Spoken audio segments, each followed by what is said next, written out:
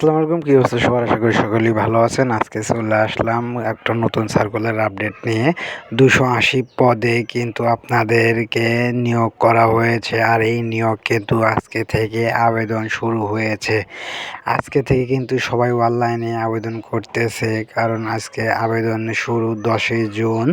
আর এই পদের নাম কিন্তু অফিস সহায়ক। আপনারা যারা যারা আবেদন করতে চান, বেশি দেরি না করে দ্রুত আবেদনটা করে ফেলেন, কারণ আবেদনটা পরে করতে গেলে দেখা যাবে আপনার কিন্তু অনেক সময় সার্ভারের সমস্যা হয়। তাই দেরি না করে আপনারা দ্রুত সবাই গিয়ে আবেদন করেন। আর এই পদটির নাম হচ্ছে কিন্তু অফিস সহায়ক। নিবে কিন্তু 280 জন, যার বেতন ধরা হয়েছে 8,250 টাকা থেকে 10,010 টাকা পর্যন্ত।